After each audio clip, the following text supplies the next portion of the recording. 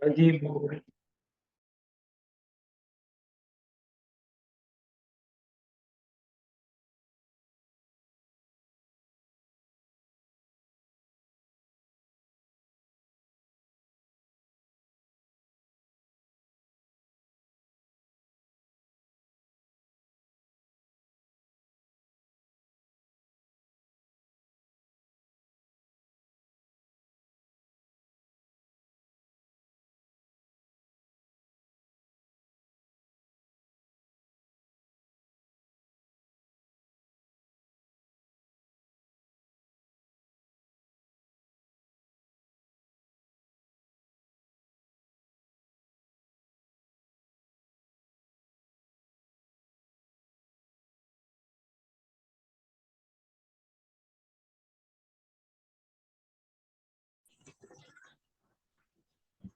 Halo, Pagi, Bu. selamat Selamat pagi. pagi.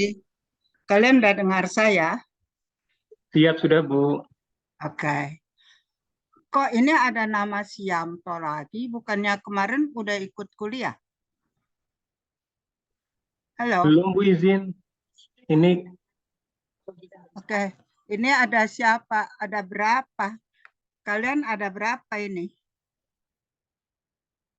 kalau dari kelas kita ada 11, Bu. Cuman ini gabungan dua kelas kalau nggak salah dengan reguler.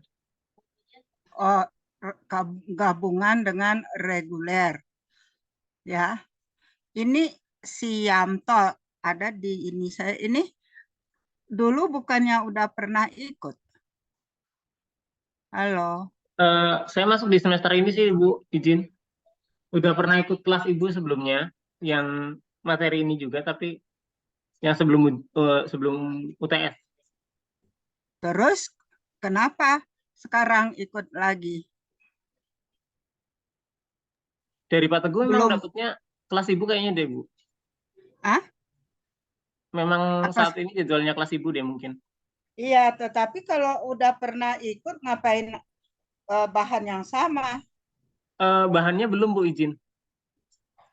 Loh, masa belum?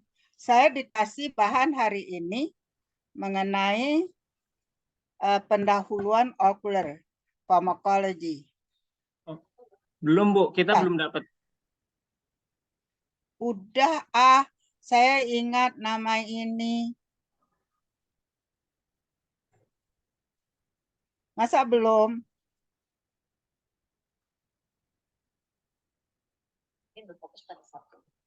Oke, eh, ini coba adu slides-nya ya. Eh,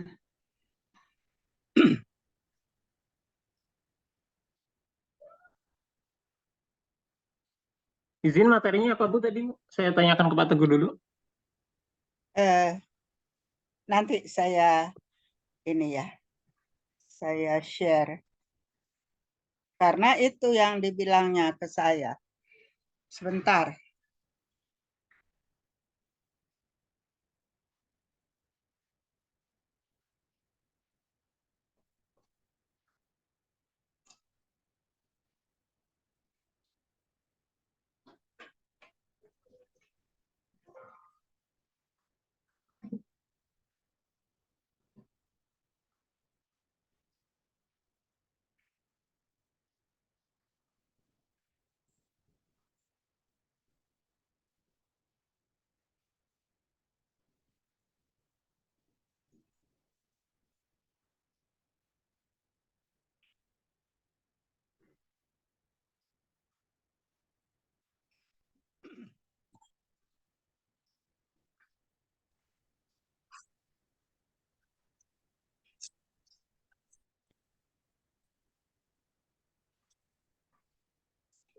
Ini, halo,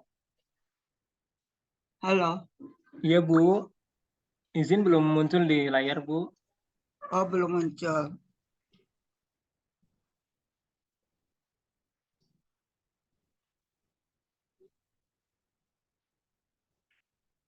Masih belum muncul ya?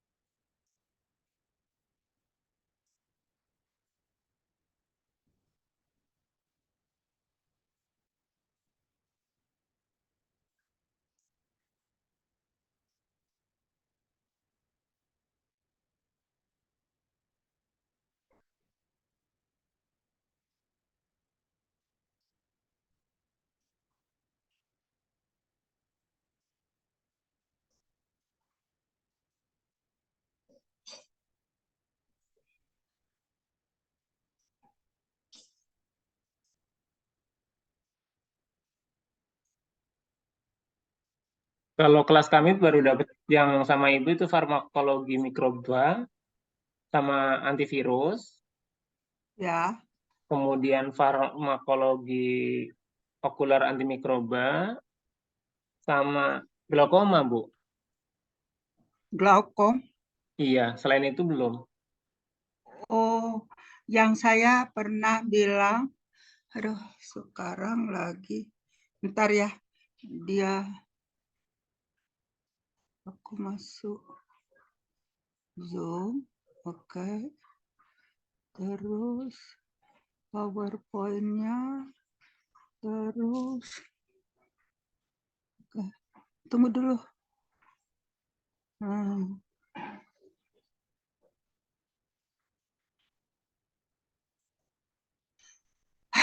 Ya, gimana ini? Sebentar ya. Kenapa Zoom-nya nggak masuk ya?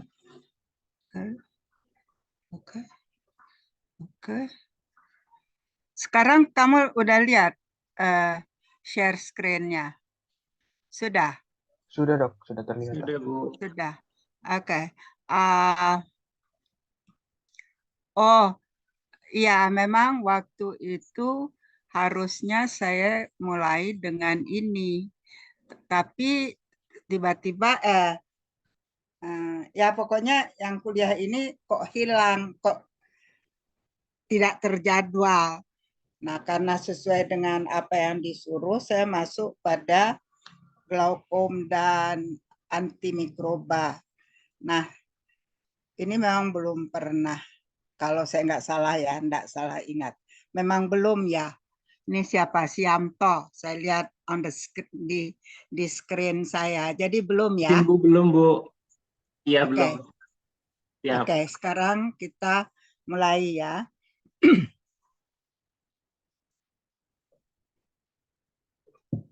Selamat pagi. Oke. Ya, seharusnya kita mulai dengan ini. Apa itu farmakologi dan kenapa diperlukan di dalam pekerjaan saudara. Walaupun tidak sebagai dokter yang harus memberikan obat.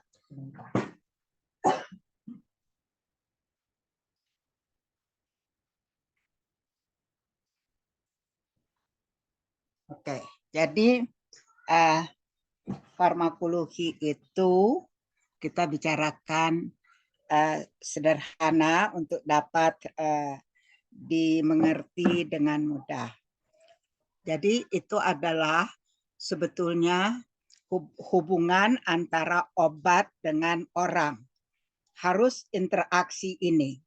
Oke, jadi apa itu obat? Adalah zat kimia yang dapat mempengaruhi hidup.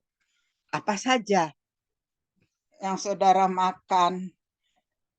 Nasi itu nanti dalam badan dia diubah menjadi rumus kimia juga. Bukan butiran nasi itu yang saudara makan. Jadi setiap zat kimia yang mempengaruhi proses hidup. Jadi kamu tanya, Bu, emang nasi atau karbohidrat atau akhirnya jadi glukosa di dalam badan obat? Ya, tentu tidak begitu ya, dia dimasukkan di dalam makanan.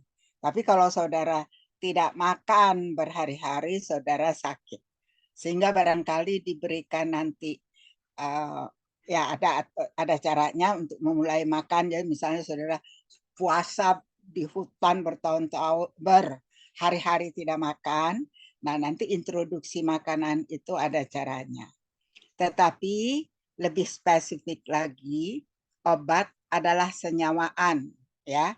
Jadi berarti suatu zat kimia yang digunakan untuk mencegah, mengobati, mendiagnosis penyakit atau gangguan, atau menimbulkan kondisi tertentu, membuat seseorang infertil, atau melumpuhkan otot rangka selama pembedahan.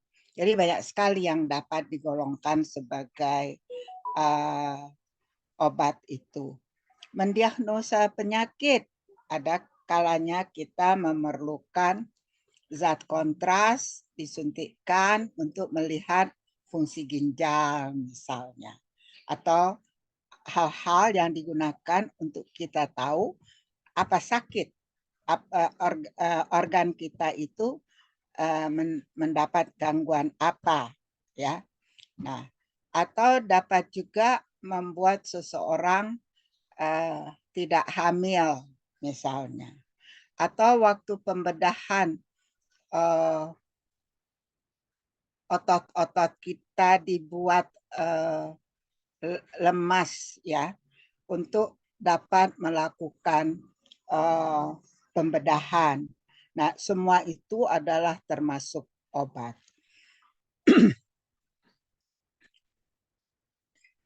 Nah, jadi ya, zat kimia yang dapat mempengaruhi proses hidup, proses apa saja pada hidup seseorang. Nah, itu farmakologi itu baru terjadi bila ada hubungan antara si obat dan orang. Kalau obatnya di atas meja, itu tidak ada farmakologi. Obatnya di apotek, itu masih urusan farmasi. Ya, obatnya masih dibuat di pabrik, itu belum proses farmakologi. Jadi pada farmakologi itu harus ada hubungan obat dan orang. Nah, obat itu kita apakan?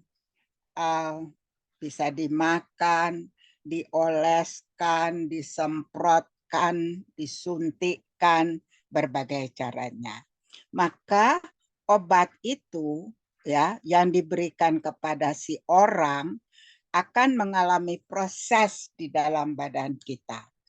Saudara kan makan tablet tidak keluar tablet, makan kapsul tidak keluar kapsul, tetapi keluar dalam suatu bentuk tertentu.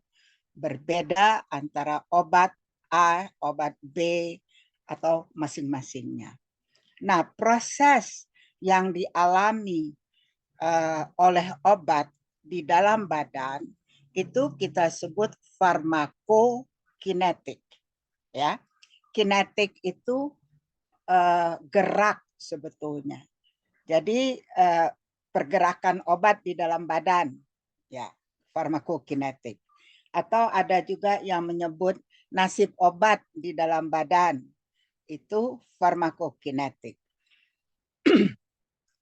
Kemudian proses utama kedua, si orang yang memakan obat tadi, dia juga melakukan sesuatu pada obat, ya.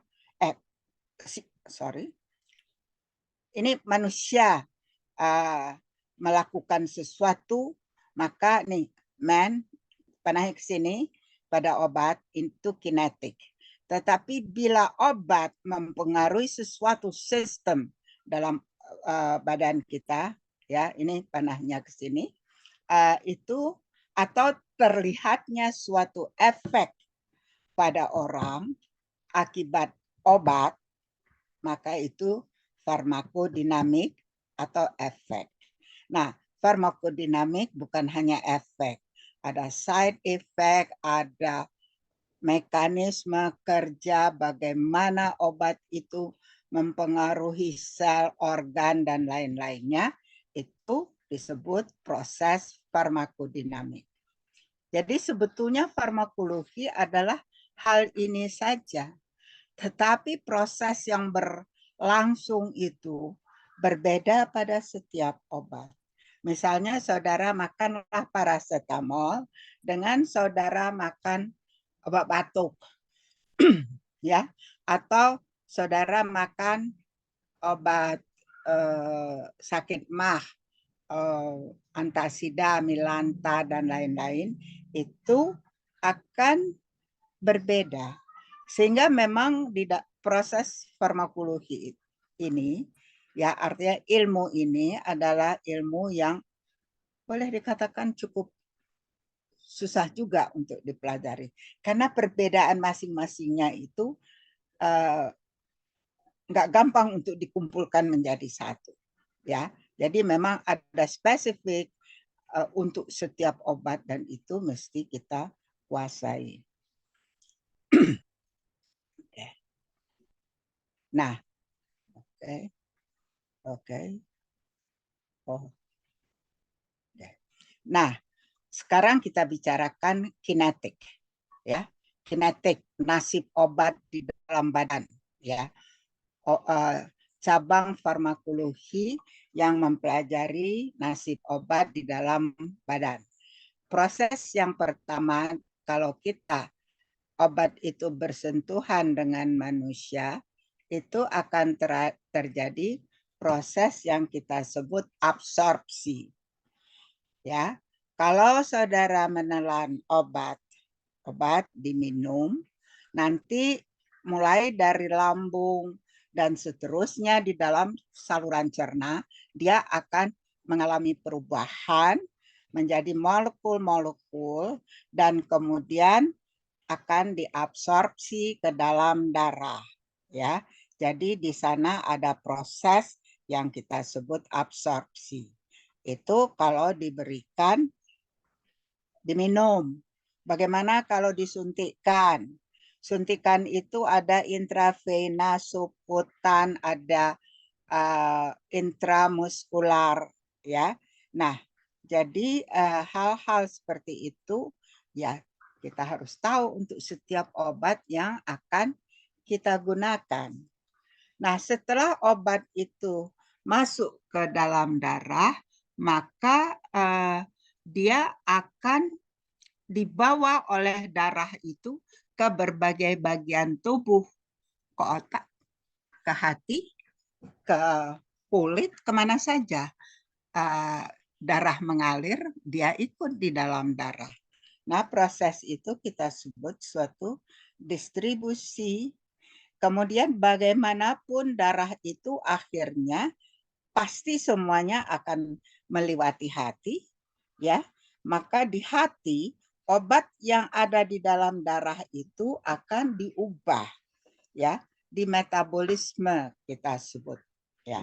Di dalam farmakologi itu dikenal dengan perubahan molekul obat di dalam hati atau mungkin obat-obat tertentu di tempat lain disebut sebagai metabolisme.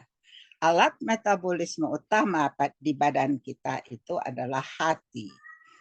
Nah, setelah di metabolisme, obat-obat yang tadinya aktif dan efektif akan diubah menjadi bentuk molekul yang tidak efektif lagi, ya. Dia molekulnya dirusak atau dilakukan sesuatu oleh hati sehingga dia tidak efektif. Sebagian besar tidak efektif, masih ada beberapa obat tertentu yang masih efektif, tapi sebagian besar tidak, dan obat itu nanti akan dibuang dari badan kita. Bagaimana membuang?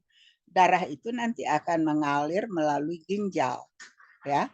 Nah, di ginjal sampah-sampah atau metabolit yang tidak mempunyai efek tadi atau yang sudah dirusak tadi menjadi sesuatu bentuk tertentu dibuang. Ya. Sehingga secara sederhana proses farmakokinetik di dalam badan itu dapat kita sebut sebagai ADME. Absorpsi, distribusi, metabolisme, dan ekskresi.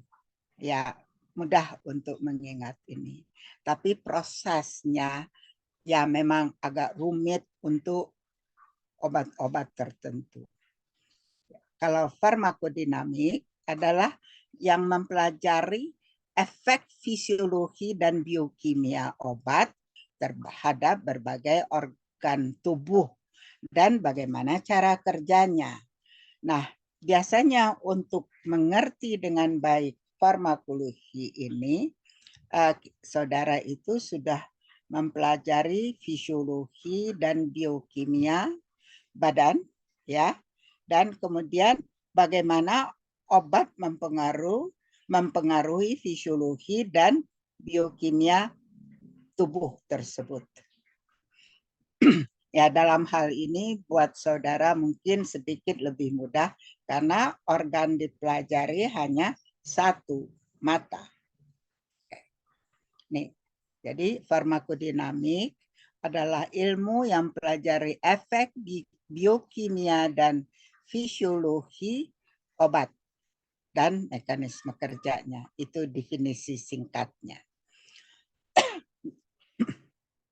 Dalam farmakodinamik ini, kita obat-obat atau banyak obat itu di dalam badan mempunyai tempat kerja, ya, tempat kerja, di mana itu kita sebut sebagai reseptor. Jadi reseptor ini adalah tempat kerja obat, ya. Jadi nanti akan ada reaksi antara obat molekulnya dengan reseptor, ya. Apa itu reseptor? Reseptor adalah makromolekul fungsional. Jadi ada fungsinya yang bila ketemu obat dapat mengubah kegiatan faal tubuh atau memodulasi fungsi tubuh yang sudah ada. Tetapi obat tidak dapat membentuk suatu fungsi baru. Dia hanya mempengaruhi fungsi yang ada. Jadi misalnya saudara punya tekanan darah tinggi, maka obat akan membuat tekanan darahnya turun, menormalkan. Tapi dia tidak bisa membuat suatu kegiatan lain yang menyamai sistem pengaturan pada tensi, ya. Dia hanya bisa mengubah-ubah. Kemudian ada agonis dan antagonis, ya. Agonis itu adalah obat yang menimbulkan efek seperti senyawa endogen. Nanti di bawah ada lebih jelas barangkali. Kalau antagonis, obat yang menghambat secara kompetitif, berkompetisi, bersaing dengan efek agonis. Ya, nanti di bawah akan lebih jelas.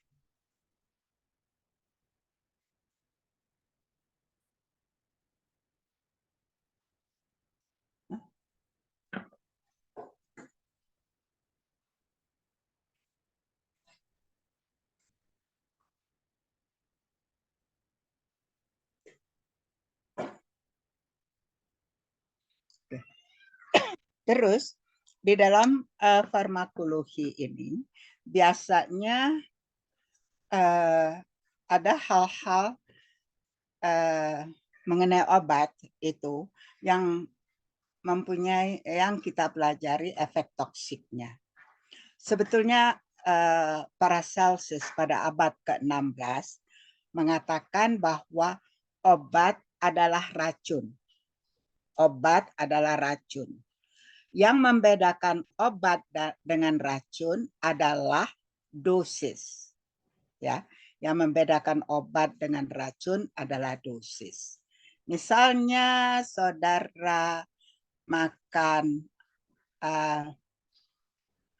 obat apa saja lah, obat hipertensi, itu saudara memakannya, obat itu dibuat di dalam tablet dengan besaran tertentu, ya. Jadi 5 mg, 10 mg, 500 mg, ya, yang kita sebut besaran obat tablet itu.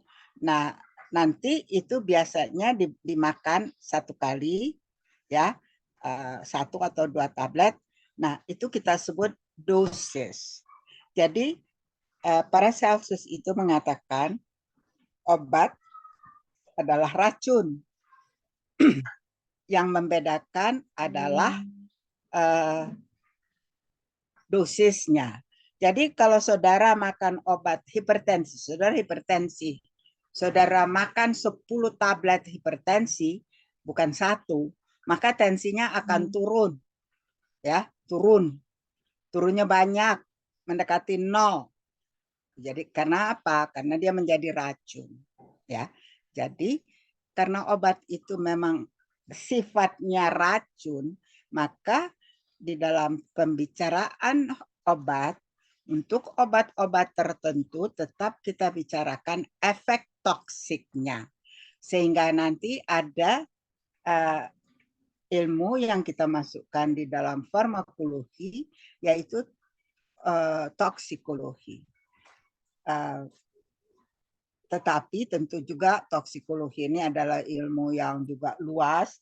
Nanti ada toksikologi lingkungan, toksikologi pekerjaan, dan lain-lain. Tetapi karena kita menggunakan obat yang pada dasarnya dapat bersifat racun, maka kita bicarakan untuk obat-obat tertentu efek toksikologinya, efek toksiknya. Nah, ikatan reseptor dengan obat. Jadi di dalam badan kita itu ada reseptor. Reseptor itu biasanya terdapat di permukaan sel, dan reseptor itu bersifat spesifik. Spesifik itu artinya kalau saudara mau menurunkan tekanan darah, maka saudara mengambil obat-obat penurun tekanan darah, atau biasa kita kenal obat hipertensi. Tidak bisa saudara mengambil paracetamol untuk menurunkan tekanan darah. Dengan kata lain, obat itu bersifat spesifik. Obat hipertensi untuk hipertensi saja. Nggak bisa dia mengobati infeksi di kaki, ya, atau jarinya patah, satu buku dari jari, nggak bisa. Jadi dia bersifat spesifik. Kita sebut seperti lock and key. Lock and key itu gembok dengan kuncinya, ya. Jadi kalau saudara naik mobil, ayo saya pinjam mobilmu, temannya akan berikan kunci untuk mobil itu. Nggak bisa dibuka dengan kunci mobil kamu, ya, harus sesuai kunci dengan locknya. Pintu rumah juga, apa saja harus sesuai antara lock and key, ya. Nah, ini dia reseptor ini. Nah, ini harus cocok, ya. Gambar saya jelek sih.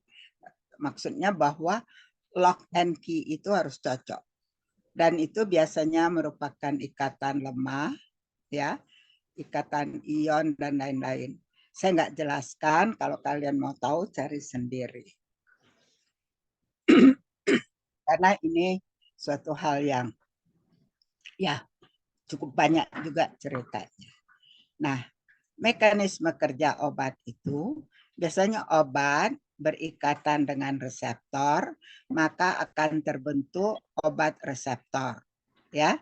Nah, ini ikatan ini, si OR ini akan menimbulkan efek, yaitu mengubah proses fisiologi dan biokimia khas di dalam tubuh, di dalam organ lebih spesifiknya. Nah, jadi ada reseptor. Reseptor itu kita sebut komponen makromolekul fungsional, ya. Dia dapat mengubah kecepatan kegiatan faal tubuh. Jadi kalau yang terlalu cepat, misalnya ada gangguan tertentu pada denyut jantung saudara di luar normal, katakanlah 120 per menit, maka ada obat yang digunakan untuk menurunkan detak itu, ya.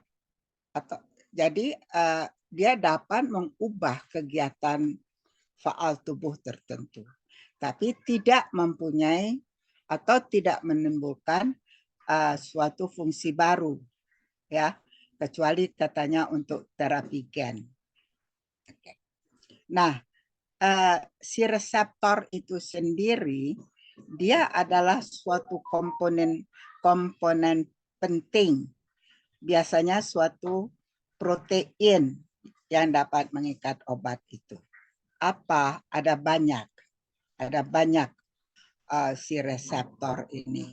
Salah satunya asetilkolin estrase, natrium kalium ATPase, nis enzim. Ada juga asam nukleat, ya. Itu biasanya untuk obat-obat sitostatik atau obat anti kanker.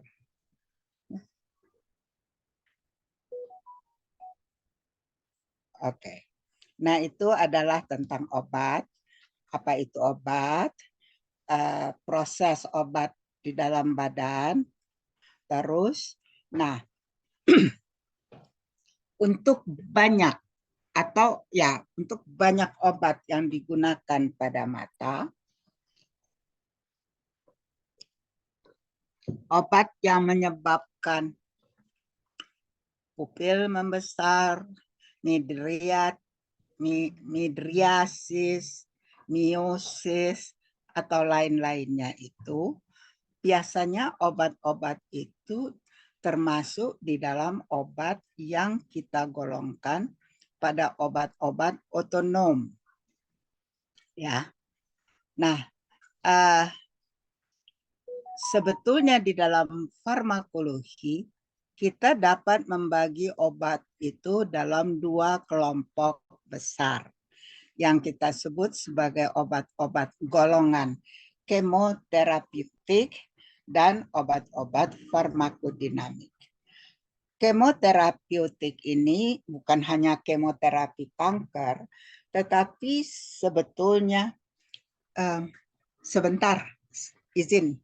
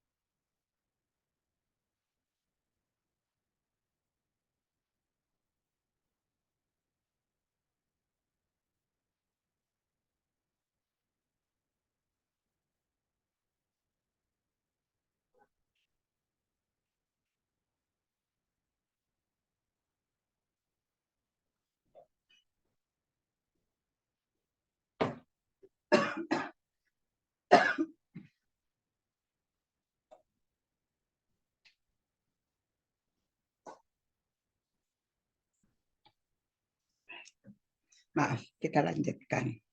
Jadi yang disebut obat-obat kemoterapeutik itu, kemo itu sebetulnya berasal dari zat kimia.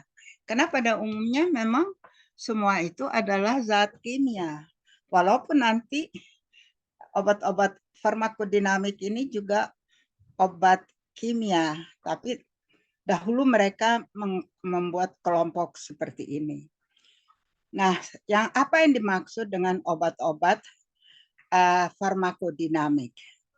Bedanya dengan kemoterapi bahwa pada farmakodinamik obat-obat golongan ini itu prosesnya perangsangan atau penghambatan. Ya, jadi misalnya pupil membesar itu adalah karena perangsangan pada saraf tertentu atau terjadi meiosis mengecil, ya. Nah, itu. Jadi proses pada obat-obat yang kita golongkan pada obat farmakodinamik itu sifatnya adalah perangsangan atau penghambatan pada reseptor. Nah, sekarang di mana proses itu terjadi? Tadi sudah dikatakan bahwa pada sel-sel fungsional yang ada di dalam badan kita. Sel apa? Bisa itu sel otot, sel saraf, sel kelenjar, dan beberapa sel lain tentunya. Nah, pada obat yang efeknya bersifat perangsangan atau penghambatan ini, efek obat kuantitatif, ya, kuantitatif. Dan kelompok obat ini adalah salah satu yang dari kelompok obat-obat golongan farmakodinamik itu. Yang penting itu adalah obat otonom. Nah, apa itu obat otonom? Di dalam badan kita, ya ada hati, jantung, dan lain-lain organnya. Tapi ada sistem pembuluh darah, ada sistem saraf. Nah, sistem saraf ini dibagi sistem saraf pusat dan perifer. Ya, sistem perifer ini terbagi lagi sistem saraf aferen dan eferen. Ya, ini dibiarkan saja. Yang eferen ini terbagi menjadi saraf somatik, ya, dan sistem saraf otonom. Ini juga tidak kita singgung, tapi dibiarkan kita bekerja di sini. Sistem saraf otonom. Sistem saraf otonom itu pun terbagi lagi menjadi sistem simpatis dan sistem saraf parasimpatis. Ya. Nah, kalau sistem saraf somatis itu bekerja di bawah kemauan. Artinya, jalan, saudara akan berjalan. Saudara bilang, kedipin mata, maka saudara bisa mengatur matanya untuk berkedip. Jadi bekerja di bawah kemauan. Dan pada umumnya mempersarafi otot rangka.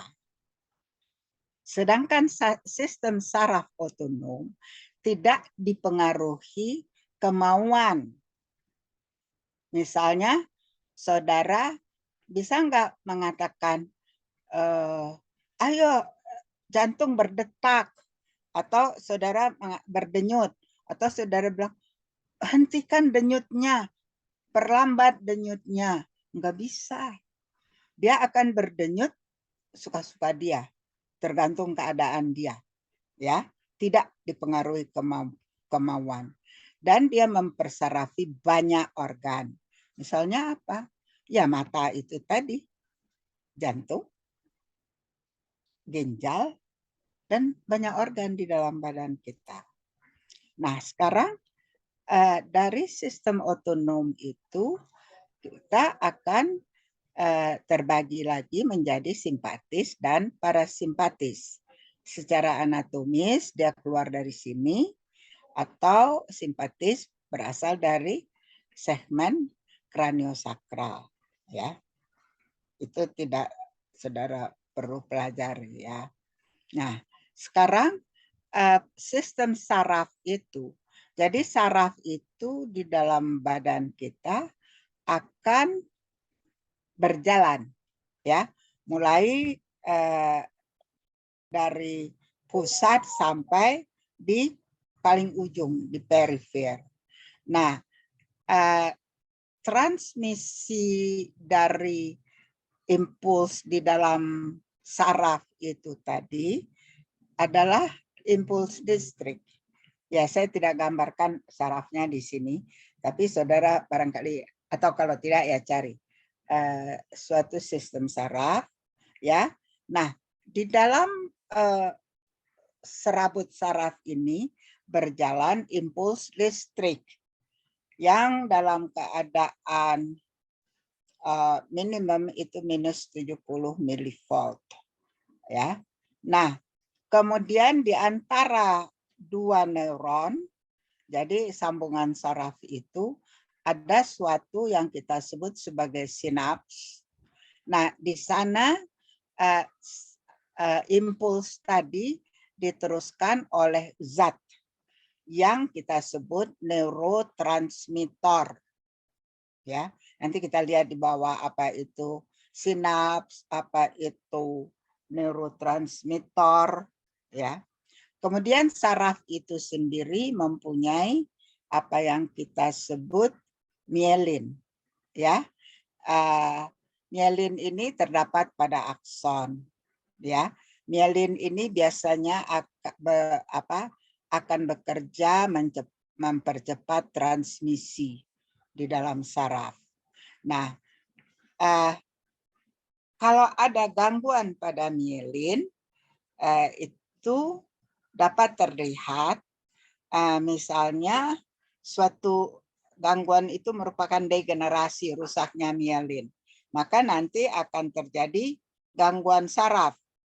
Nah, untuk itu, saudara biasanya dokter akan memberi vitamin B1 dan B6 yang disebut neurotropik. Vitamin neurotropik. Jadi diharapkan vitamin tersebut dapat memperbaiki kerusakan mielin atau kerusakan pada saraf tersebut. Disebut sebagai neurotropik, vitamin neurotropik.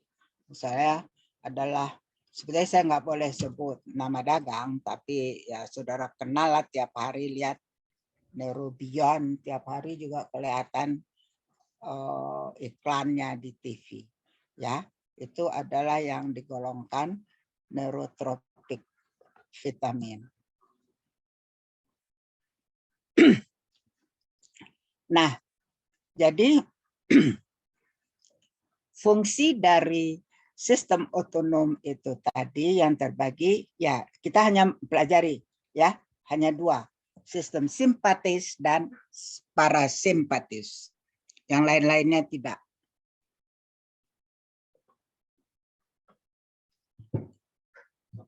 Nah, sistem simpatis ini digunakan biasanya untuk menghadapi keadaan darurat, dikenal sebagai fight or flight reaction. Fight, hadapi, berantem, ya. Flight, kabur. Jadi misalnya saudara lagi jalan, saudara lihat musuh di sana. Musuhnya 4, saudara sendiri, yang dikerjakan adalah kabur daripada digebukin. Atau saudara berjalan berempat, lihat musuhnya cuma ada 2, saudara kejar, fight. Ya, jadi itu untuk mengatasi keadaan darurat, fight or flight reaction. Nah, biasanya pada keadaan itu organ-organ yang dipengaruhi sistem otonom simpatis akan meningkat, ya. Denyut jantung, tekanan darah, aliran darah ke otot rangka, gula darah dan lain-lainnya akan meningkat. Bronkus melebar, ya, dilatasi ini melebar, pupil melebar. Nah, ini adalah akibat dari perangsangan saraf simpatis. Sebaliknya, sistem parasimpatis itu adalah disebut dia mempertahankan fungsi konservasi, ya, atau sering disebut rest and digest stimuli. Jadi dia akan istirahat. Kemudian pada keadaan istirahat tersebut, sistem pencernaan akan terangsang, ya, akan dirangsang. Jadi contohnya saudara makan siang, maka setelah makan siang biasanya saudara akan ngantuk-ngantuk, ya, karena dan bersamaan dengan itu sistem pencernaannya aktif. Makanya disebut rest and digest stimuli. Parasimpatis akan mempermudah pengosongan usus maupun kandung kemih. Nah, sekarang apa itu neurotransmitter? Neurotransmitter adalah zat kimia yang berperan menghantarkan impuls saraf. Ingat, tadi di dalam serabut saraf, impuls saraf itu dihantar oleh listrik. Tetapi di ujung antara dua saraf, antara dua serabut saraf, itu ada suatu yang kita sebut sinaps, ya, yang di mana pada sinaps itu yang menghantar impuls tadi adalah neurotransmitter, ya.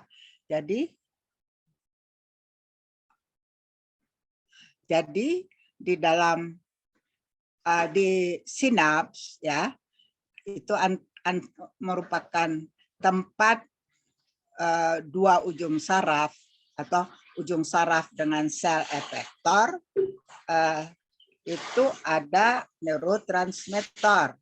Si neurotransmitter ini yang utama ada dua, asetilkolin dan norepinefrin. Ya,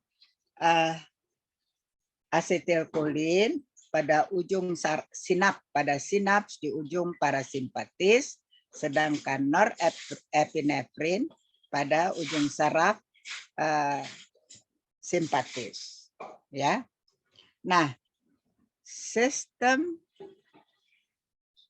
parasimpatis, ya, parasimpatis itu karena neurotransmitternya asetilkolin, sistem parasimpatis disebut sistem kolinergik, ya. Sistem saraf parasimpatis disebut sistem kolinergik. Kenapa? Karena ujung sarafnya menghasilkan asetilkolin. Nah, sistem saraf simpatis, neurotransmitternya adalah adrenalin. Adrenalin atau sinonimnya epinefrin. Jadi di dalam buku sering disebut epinefrin atau adrenalin. Ya, itu sinonim, sama. Zatnya sama, namanya berbeda.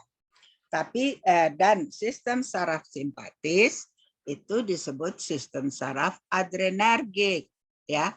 Tidak disebut sistem saraf epinefrinergik. Jadi kalau saudara mau cari, kata ibu asal ya, neurotransmitternya epinefrin. Cari sistem epinefrinergik. Nggak akan ketemu di buku manapun. Karena dia disebut sebagai sistem adrenergik. Ya. Nah, kedua sistem ini bekerja berlawanan. Simpatis dan parasimpatis itu. Contohnya meiosis dan midriasis itu kan suatu hasil kerja simpatis parasimpatis yang berlawanan. Oke. Ini dia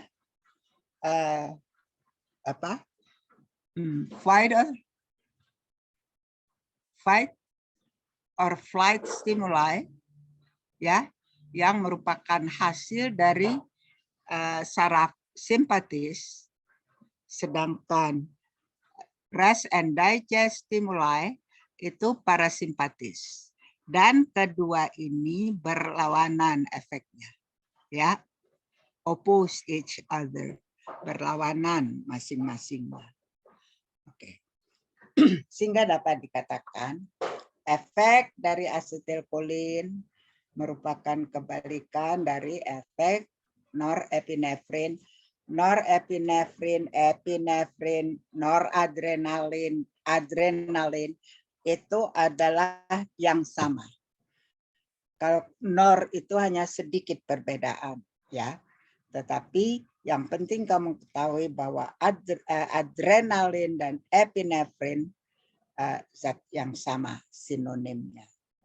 Sehingga pada obat-obat otonom itu kita golongkan sebagai obat adrenergik. Jadi ada yang disebut obat adrenergik, ya, pusing dikit, nama lainnya simpatomimetik. Kenapa? Cari aja lah. Saya bisa jelaskan, tapi nanti waktu kita tidak cukup. Terus antiadrenergik adalah obat yang dapat melawan efek adrenergik. Nama lain dari antiadrenergik adalah adrenolitik. Litik itu lisis, hancur.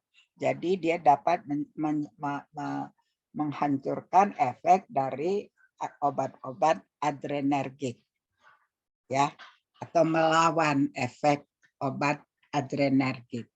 Hal yang sama pada sistem parasimpatis, obatnya adalah obat kolinergik, nama lainnya parasimpatomimetik. Mimetik itu mirip sistem parasimpatis. Parasimpatis itu apa ya? Kolinergik, kira-kira begitulah.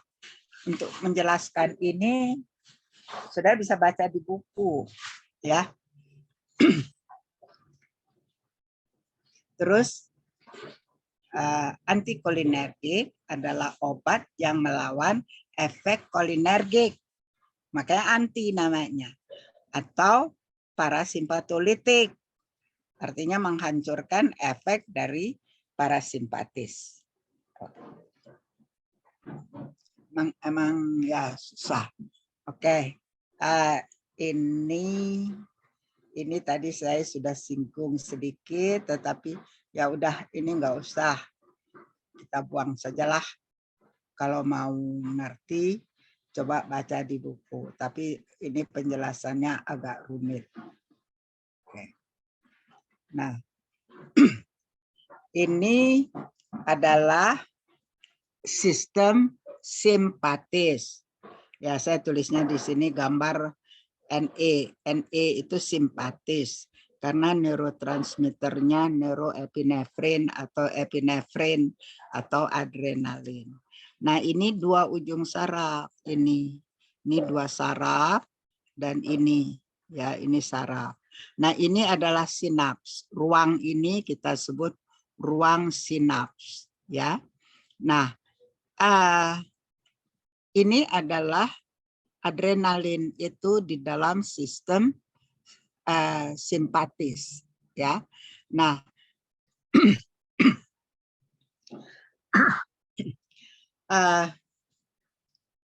neurotransmitter adrenalin atau dopamin itu atau norepinefrin atau epinefrin itu dibuat dari suatu asam amino.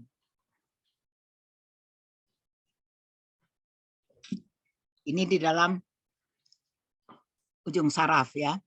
Asam amino tirosin diubah menjadi dopa diubah menjadi dopamin. Kemudian dopamin itu dikurung di dalam suatu ini physical kita sebut. Di sana dopamin diubah menjadi norepinefrin. Kemudian norepinefrinnya keluar sampai di ujung saraf. Kemudian dari di ujung ini dia akan rembes keluar ini ya. Ini yang biru kotak ini adalah norepinefrin atau epinefrinnya ya. Kemudian epinefrin itu akan di dalam sinaps itu akan berjalan ke ujung saraf berikutnya. Di ujung saraf berikutnya itu sudah ada reseptornya. Apa itu reseptor? Tadi sudah saya sebutkan. Nah, untuk si adrenalin atau epinefrin ini ada dua jenis reseptor, alfa beta. Alfa dan beta ini juga masing-masingnya dibagi menjadi alfa 1 beta 1, alfa 1 alfa 2, beta 1 beta 2. Nah, alfa 1 beta 1 beta 2 ada di ujung sebelah sini. Tapi entah kenapa si alfa 2 ada di ujung saraf yang begini.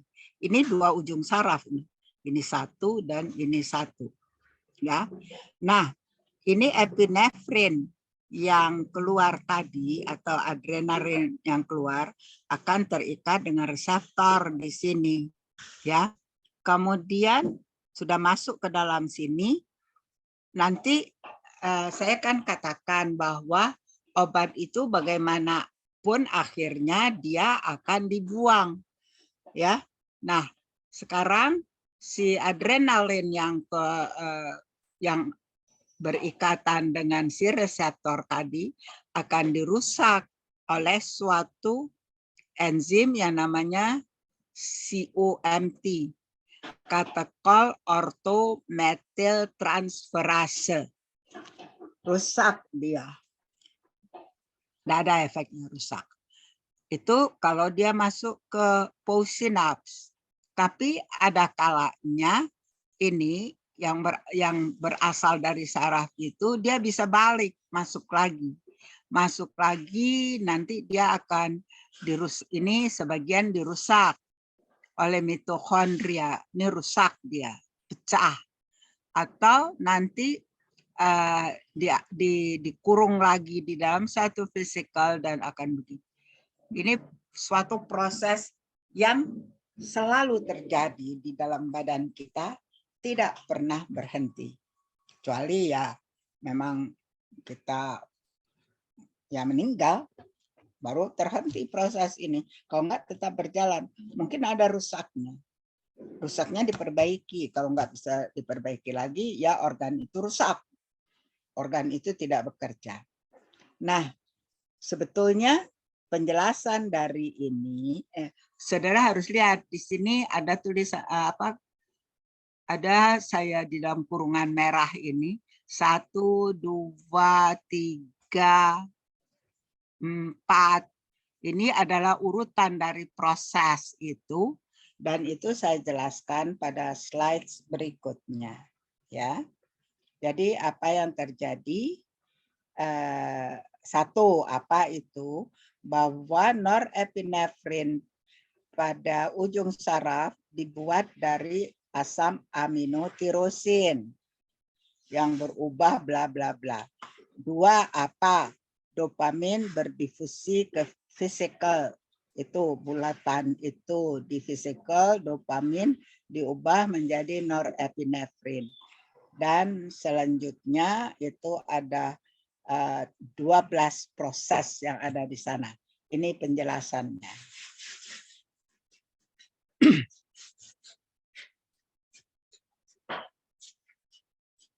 Oke. Nah, sekarang saraf parasimpatis. Saraf parasimpatis, neurotransmitternya adalah asetilkolin. Ya. Jadi di dalam sinaps ini yang bekerja itu di dalam rongga ini asetilkolin. Nah, proses dibuatnya asetilkolin itu adalah dari kolin dengan asetilkoenzim A dibuatlah asetilkolin. Kemudian asetilkolin itu banyak dikurung dalam vesikel ini, kayak bola-bola ini, kemudian dibawa ke permukaan saraf. Di sana dia dilepas ke sinaps. Nah, sinaps itu di sini ada reseptornya. Reseptor yang ada di sinaps itu ada reseptor N dan reseptor M. Ya. N itu ada beberapa dibagi, M juga nanti ada M1, 2, 3 sampai 6. Nah, gambar ini juga saya buat penjelasannya ini. Ya, bahwa akolin ketemu asetil-CoA terbentuk asetilkolin. Asetilkolin masuk ke vesikel dan seterusnya yang merupakan penjelasan dari gambar tadi. Oke.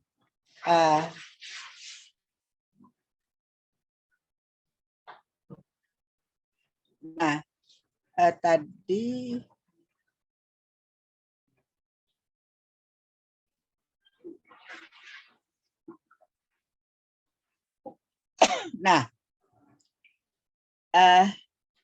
ya mesti dipelajari reseptor si asetilkolin. Kalau reseptor epinefrin itu gampang diingat, reseptornya adrenoseptor, ya. Jadi bukan epinefrin reseptor tapi adrenoseptor. Adrenoseptor itu terdiri dari reseptor alfa beta. Nah, kalau asetilkolin ya reseptornya disebut reseptor N dan M. Ya. Nah, N, kenapa N? Karena dia dinamainya reseptor nikotinik. Dan M, reseptor kolinergik ini N. Itu ada nikotinik. M, muskarinik. Kenapa? Ya bisa saya jelaskan, tapi kepanjangan. Jadi saudara terima aja. Nanti kalau mau tahu ya ada pada buku farmakologi pasti. Jadi yang saudara harus terima adalah reseptor kolinergik di dalam badan kita 2. Kalau adrenergik alfa beta, kalau ini nikotinik muskarinik. Nikotinik ada 2, NM, NG. Ya, kalau muskarinik ada 6, M1 sampai M6.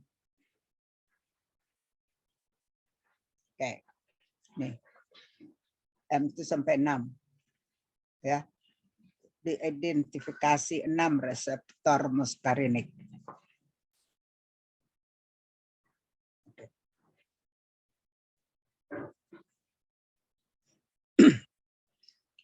Ini sama juga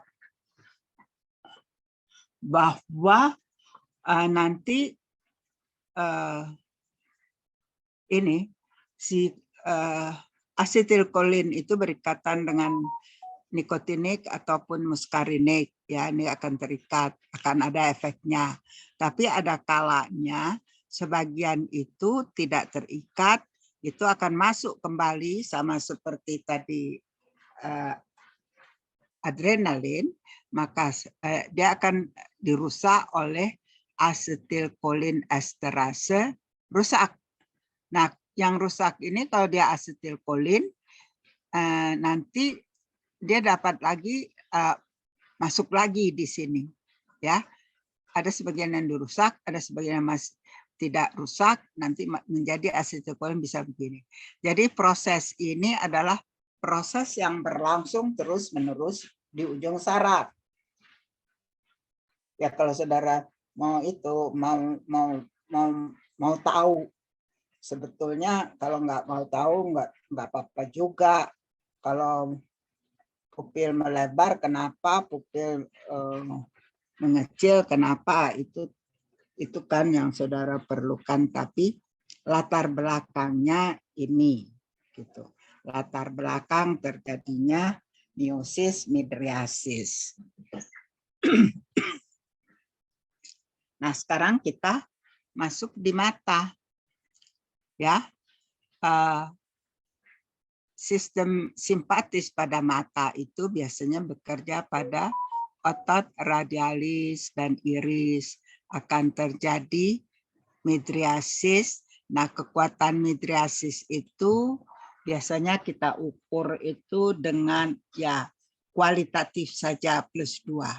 Dan biasanya itu terjadi akibat sesuatu atau kerja pada reseptor alfa 1. Ya. Kalau pada sphincter iris, sistem simpatis itu enggak menghasilkan apa-apa, tetapi pada otot siliaris, otot siliar terjadi relaksasi, terutama untuk melihat jauh, ya, dan itu bekerja pada beta 2. Saya tidak buat ini beta tapi B saja, tapi beta 2 maksudnya. Kalau kelenjar air mata, sistem simpatis akan menyebabkan pengeluaran sekresi air mata. Itu adalah karena sistem itu bereaksi dengan terikat pada reseptor alfa. Oke. Nah, kalau parasimpatis itu menghasilkan pada otot radialis atau iris, nggak apa-apa, tidak ada perubahan. Pada sphincter iris akan terjadi meiosis sampai dengan +3. Ya. Jadi pengecilan itu tidak dihitung dalam milimeter, tetapi di dalam yaitu kualitatif saja. Nah, itu adalah akibat bekerja pada reseptor muskarinik 3, muskarinik 2. Pada otot siliar terjadi kontraksi untuk lihat dekat, ya, sampai dengan +3. Karena dia bekerja pada M3 dan M2. Pada kelenjar air mata terjadi sekresi yang cukup bermakna sama, karena kerjanya pada reseptor yang sama.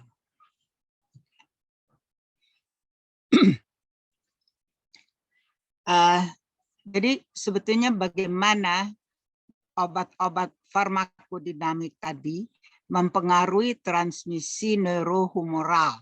Jadi transmisi di dalam saraf itu, apa itu listriknya, apa itu neurotransmitternya. Karena obat ini mempengaruhi banyak sistem, ini pada mata, kita bicarakan khusus pada mata. Tetapi misalnya alfa, beta itu juga ada di jantung, ada di pembuluh darah, ya, ada di bagian-bagian lain, di organ lain.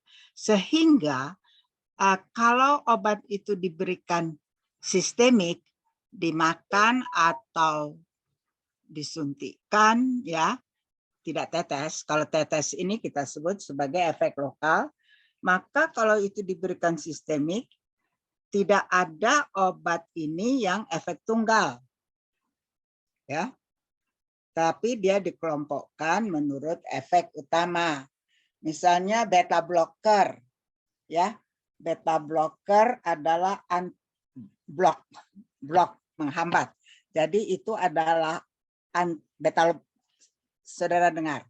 Beta blocker adalah obat antihipertensi yang menghambat pada reseptor beta. Ya. Nah, sehingga obat-obat otonom itu dikelompokkan menurut efek utama. Tapi nanti side effect-nya itu ada. Efek sampingnya pada organ-organ yang dipersarafi oleh sistem yang sama dan mempunyai reseptor yang sama. Di mata misalnya, dia akan bekerja pada reseptor alfa di mata. Maka nanti akan terlihat efeknya. Sehingga pada sistem otonom, itu obat dengan selektivitas tinggi yang digunakan sebagai obat. Jadi jelas memperlihatkan efek miosis, midriasis baru. Tapi kalau nggak jelas efeknya, ya udah kita tidak gunakan. Oke. Nah, ini saya berikan sebagai gambaran dari sistem persyarafan kita. Ya, kalau saudara mau lihat, ya mau tahu dikit, ini ada yang berwarna merah simpatis, yang berwarna biru parasimpatis. Nah, ini mata, saudara pasti sudah tahu, ya, karena farmakologi akan diberikan bila saudara sudah mengenal anatomi, mengetahui efek fisiologi dan biokimia suatu organ.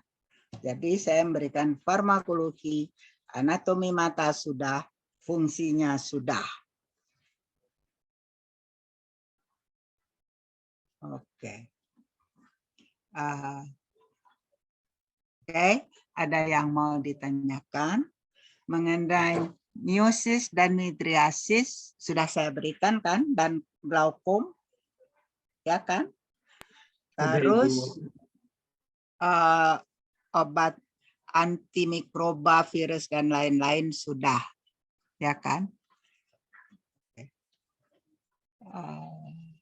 Ada yang mau ditanyakan?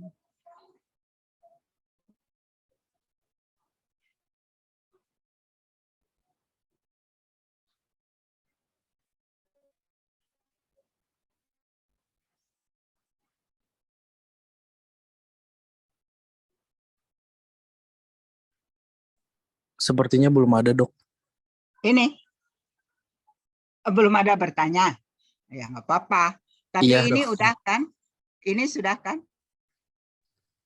Sudah, Dok. Udah belum? Udah kan? Oke. Jadi sebetulnya yang pertama itu adalah mengenai sistem otonom. Kemudian sistem itu pada mata, ya kan? Nah sekarang ya kalau nanti ada itu untuk sistem otonomnya, untuk obat-obat yang memang merupakan obat otonom pada membesarkan bola mata, mengecilkan, dan kemudian antimikroba dan teman-teman. Ini sudah kan? Oke. Kalau begitu saya selesai. Saya minta khusus baca buku. Ya, baca buku. Penjelasan di buku itu jauh lebih baik dari penjelasan saya. Dan saya dahulunya juga belajar itu yang paling baik menggunakan buku. Ya, catatan-catatan apa yang saudara baca ditambahkan pada PowerPoint itu untuk mendapatkan pengertian yang utuh. Oke, jadi berarti saya selesai dengan tugasnya, ya kan? Halo. Ada yang mau ditanya? Saudara sudah dapat PowerPoint yang ini sudah saya kirim belum? Belum Ibu izin, nanti izin saya teks ke WhatsApp ya Bu. Saya kirimkan Oke. email saya. Dikirimkan kalau tidak salah Kalau yang lalu itu ya, saya sebelumnya kirim udah. ke Siamto ya kan. Iya Bu, Waktu betul. sekarang saya kirimkan ke orang yang sama ya kan, Baik Bu, supaya siap. saya tidak mencari lagi emailnya. Nanti saudara yang membagi pada teman-temannya ya. Ya, ini Baik, Ibu. Siamto saya. Ya, Oke. Oke, good luck, belajar yang baik. baik. Terima Menjadi kasih pintar Ibu. itu menjadi pintar itu menyenangkan loh. Ya kan? Kalau buat saya harapkan untuk murid-murid saya, mahasiswa saya juga senang menjadi pintar. Ya. Oke, good luck, lulus dan pintar. Amin, terima kasih Bu. Saya leave ya. Saya Siap stop. Ibu. Terima Oke. kasih. Selamat siang. Selamat siang. Terima kasih, Dok. Terima kasih, Bu. Sama-sama. Sama-sama.